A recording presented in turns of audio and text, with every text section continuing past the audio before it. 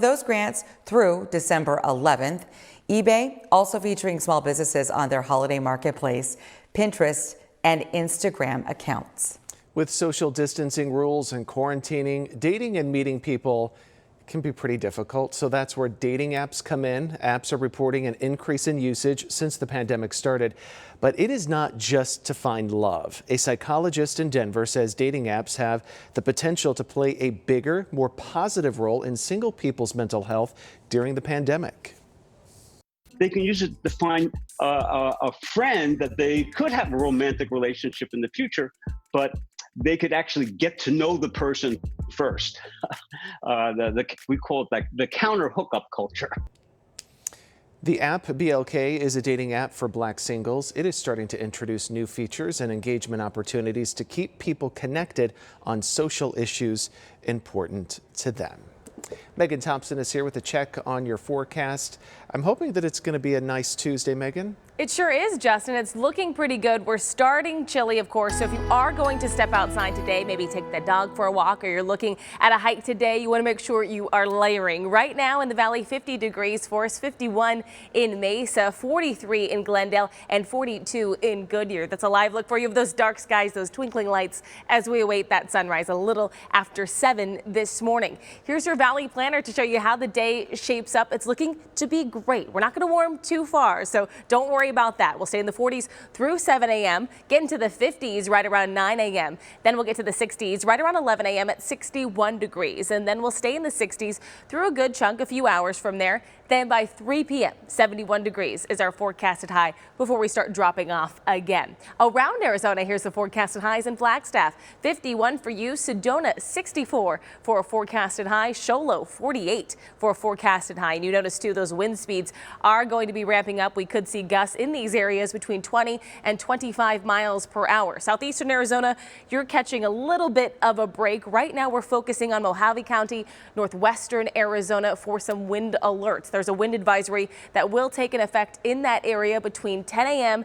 and 6 p.m. So the state's really been feeling that. And we're going to see that bring back to the valley those breezes we saw yesterday, coming up in the next few days because of this system, this disturbance, I should say.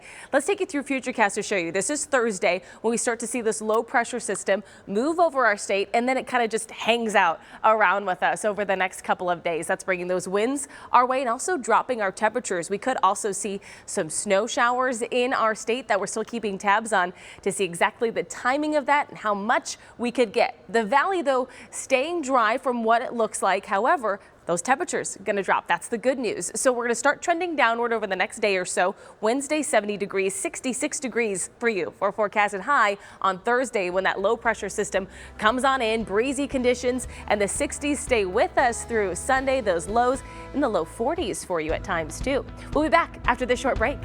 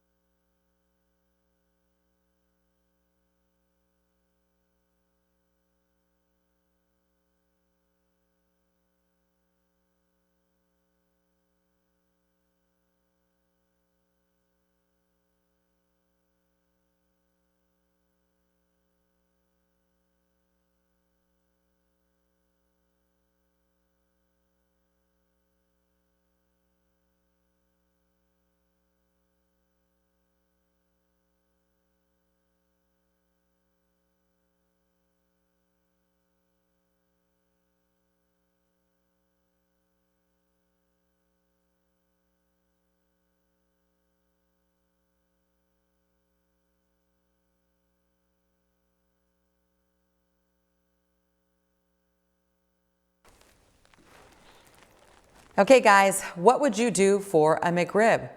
Maybe shave off that mustache or beard?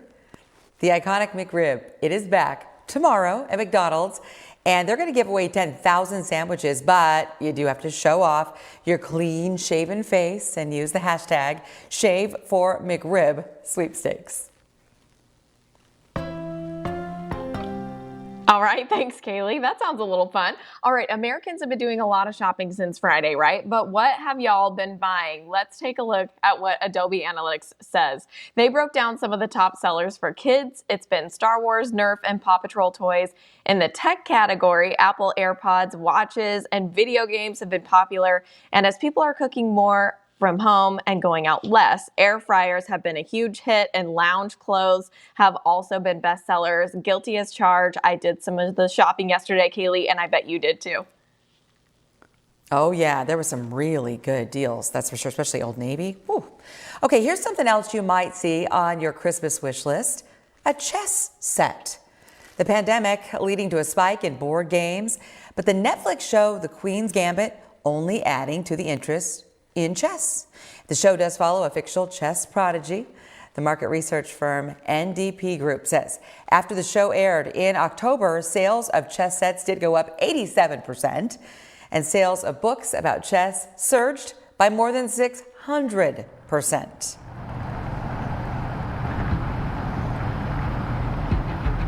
Well, members of Arizona's COVID modeling team calling for a shelter in place as key metrics continue to rise. And coming up, how some local leaders are taking matters into their own hands as we wait to see if state leaders will impose any new actions.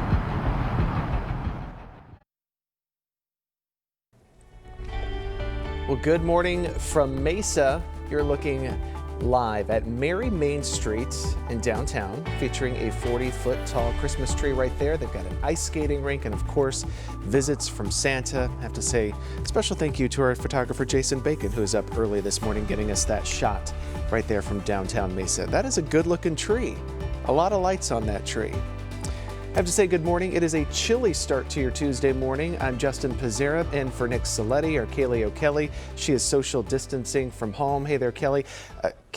Hey there, Kaylee. I thought you had a Christmas tree in the back. I saw on social media that there was a tree. Where's your tree? It's gone. It's right over there. It's right over there. Oh, okay. I'll show it off a little bit later. Okay. It looks like the one from Charlie Brown, but that's okay. You know, you were talking about those twinkling lights. There's so much love that goes into hanging lights, and, you know, fingers that tend to hurt on a day like this after you put up all those lights.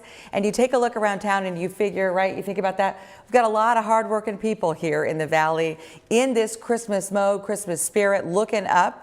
But you know it's been cold as they've been out there hanging those lights in the early morning hours. We do want to bring in our Megan Thompson to take a look at what's happening with the forecast. Good morning. Definitely a chilly start to the day, you guys, but it's to be expected for this time of year, and I'm not complaining. I don't know about any of you. 39 degrees right now in Laveen. Good morning to you. 42 in Glendale, 45 in Queen Creek, and 49 degrees in Fountain Hills. Here's your hiking forecast if you're going to get outside. 45 in the morning, your sunrise, 7:14 this morning. By midday, 64, your burn time, still 45 minutes, so keep that in mind. 69 degrees in the evening when your sunset is at 5:19. We'll rise ever so slightly into the 70s, but cooler days are ahead. I'll walk you through that 7-day coming up.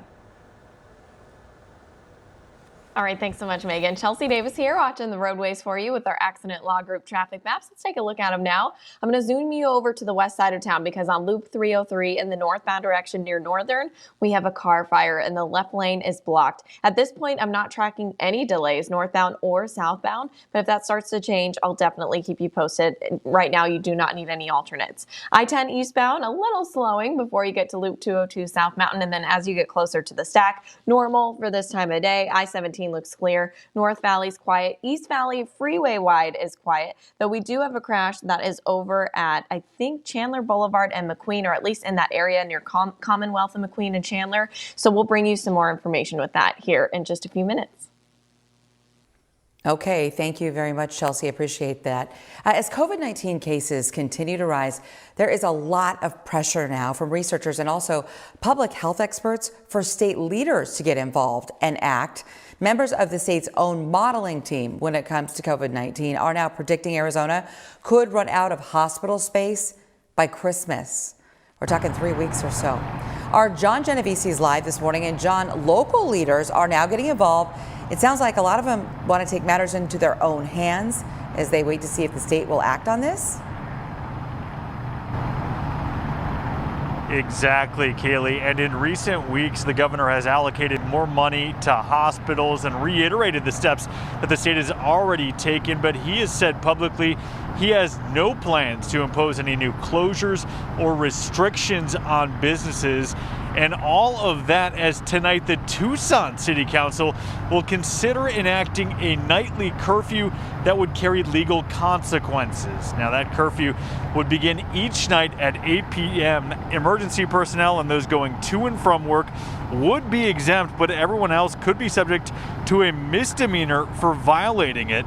Now, if you look at the recent rolling average, all of the key COVID-19 metrics, including hospitalizations, ICU bed use, and case counts are on the rise both here and nationwide. Now, ABC 15 was first to tell you the state's own modeling team sent a letter to the Department of Health Services on Friday urging a 3-week shelter in place beginning today to try and curb this upward trend.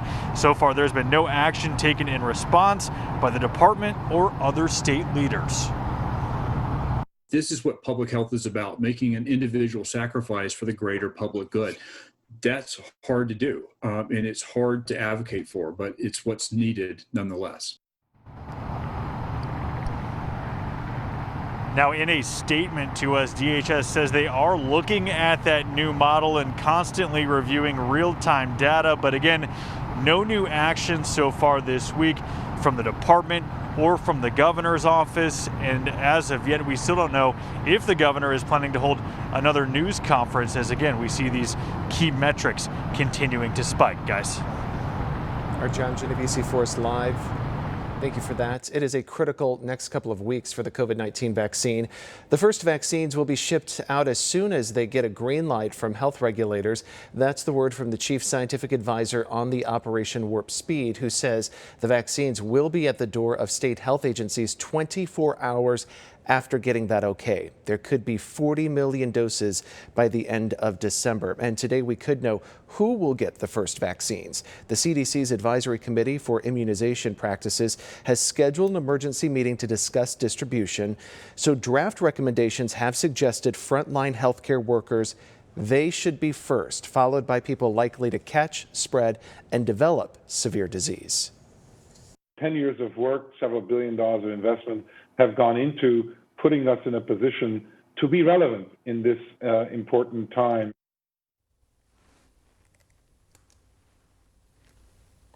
Well, Moderna has now asked the FDA for emergency use authorization for its COVID-19 vaccine. But there are some things that do need to happen before that is granted. The FDA has promised its scientific advisors will publicly discuss trial evidence of any vaccine candidate before rolling it out. It is something that they've already scheduled for Moderna on December the 17th. Pfizer asked for emergency use authorization more than 1 week ago, and its FDA meeting is going to be held on the 11th of this month. Many people rushed to get a COVID-19 test before Thanksgiving, and now this week there is expected to be another rush for testing with the holiday being over. COVID testing sites have been swamped across the country, the demand likely to stay high for weeks. We're now getting more of the general population getting tested, and not just the people who think they're sick or think they might have been infected. The total number of cases could surge over the next couple weeks. If you're getting tested when you were traveling or when you're coming back, just to see if I'm still okay, a certain percentage of those people are not going to be okay. Flu season expected to become a complicating factor. People who have flu are going to go in and say, oh my God, I think I've got COVID, and they're going to get tested and they're going to say, nope, it's just influenza. As cases rise, hospital workers will be stressed. The only remedy right now is to follow health protocols. The holiday season has the real potential of just throwing gasoline on that fire and further accelerating the problem. Well, in other news, the former Maricopa County assessor will be sentenced today for an illegal adoption scheme that got a lot of publicity about a year ago or so. Paul Peterson will be sentenced by an Arkansas court. where he faces a 10-year prison sentence. Prosecutors say he ran the adoption scheme in 3 states, taking advantage of birth mothers from the Marshall Islands. He's facing sentencing for his convictions in Utah and here in Arizona in January. A deadly crash has devastated a family and MCSO. He was draped with the American flag. I was comforted, and I asked if I could put my hand on his head. And at that point, I talked to him as a mom to her baby. Well, that's the family of 35-year-old detention officer Justin Folsom. The father of 3 died 1 week ago when he was rear-ended by a semi. 62-year-old Jorge Campos, who you see right there, is now facing a manslaughter charge. Court documents say Campos was driving a semi at 55 miles an hour when he smashed into Justin's car. Investigators say that Campos continued driving from Nogales up to Eloy when he claimed to be sleeping in his logbook. He also told police his truck was having issues, so he stuck a coin in the switch to try to keep the sensor from forcing that truck to stop. Well, the result of the November election here in Arizona has been made official, and now there's a new challenge to Prop 208, or the Invest in Education Act. The Goldwater Institute calling the measure unconstitutional. Prop 208 is expected to raise about $900 million a year for education, applying a 3.5% tax surcharge on individuals making $250,000 a year or more, or couples making $500,000 or more. The Goldwater Institute arguing that tax increase would be devastating to Arizona's economy. And it is not the only legal challenge to Prop 208. The CEO of the secondhand boutique My Sister's Closet also officially filing a lawsuit saying the tax is unconstitutional. Well, you can now register your car when you buy groceries. ADOT announcing drivers can now renew at a grocery store, even a convenience store, by using a system called check-free pay. Customers will have to give the last 2 numbers of their VIN and record number to pull up that information. Then after paying, the renewal tab will be sent in the mail. There is a $3 fee to do it that way. The time right now is 5:40, welcoming a rival team, the Arizona Cardinals, opening up their house to the 49ers and laying out some rules. And it is Giving Tuesday, why the American Red Cross needs more than just financial help this time around. I have to say thanks for watching ABC 15 Mornings. Remember, you can always catch us anytime on your favorite streaming device. ABC 15 Desert Drive Time, sponsored by Accident Law Group. Welcome back, everybody. Chelsea Davis here, and we made it through Monday. Hooray! Let's continue the week, and let's look at these Accident Law Group traffic maps. Overall, desert drive times look pretty good for this time of day. I-10, US 60, and I-17 are all below average at this point. And a wide view of the maps, we still see a lot of green out there overall. When I take you over to the west side of town, we still have that car fire. The fire is out now for Loop 303 in the northbound direction near Northern. The left lane is still blocked. We are not tracking any delays yet. I will keep watching it and let you know if you need an alternate. At this point, you do not.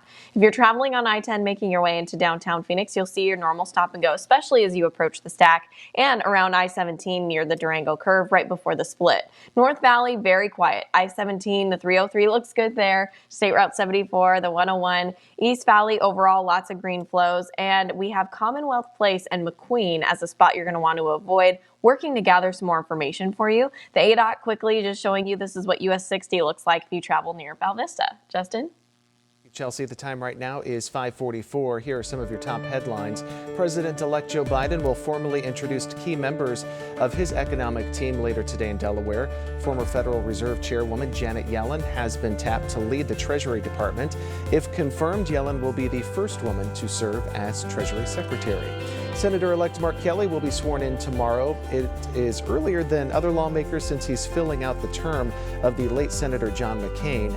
With Kelly in the Senate, Arizona will have 2 Democratic senators for the first time in nearly 70 years. NFL team facilities will be dark again today in response to a surge in coronavirus cases across the United States. A league-wide memo cited the surge in cases and players and staff celebrating Thanksgiving with out-of-town guests. All activities must now be done virtually, aside from players getting medical treatment and rehabilitation.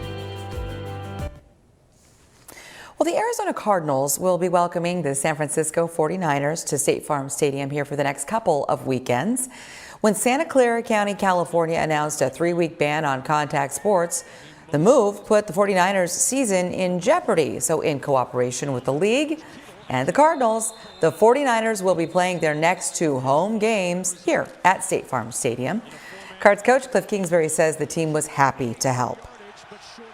As far as San Fran goes, I mean, that's obviously a challenging situation for them. I'm glad it worked out that we could, host them in a way and allow them to use these facilities and continue to keep their season going. It's kind of 2020 in a nutshell, and I'm just glad it all worked out for them. Well, both teams having a little fun, too, getting cheeky on Twitter here. The 49ers saying they've always liked the color scheme at State Farm Stadium. The Cards responding, quote, just a few basic rules about the house. If there's any food you like, we suggest you put your name on it or it will be thrown out by us. And don't ever, ever, ever touch our drum set. It's pretty good. Right now, thousands of charities across the country are struggling. They've seen declining donations as people deal with the pandemic, and today you can help turn that around. It is Giving Tuesday, so you can pick your favorite charity and donate time or money. One organization that could use your help on Giving Tuesday, the American Red Cross. We spoke with their Vice President of Communications who says 2020 is a very devastating year. It's been disasters between record-breaking wildfires, multiple hurricanes, and then the ongoing pandemic as well. Not only can you volunteer or donate money, but you can also help by donating blood. Probably one of the most rewarding things that you can do. And I've heard during this pandemic that people feel helpless. I think giving blood is one of the things you can really do to feel like you're contributing to the greater good. You can make an appointment on redcross.org. Always a great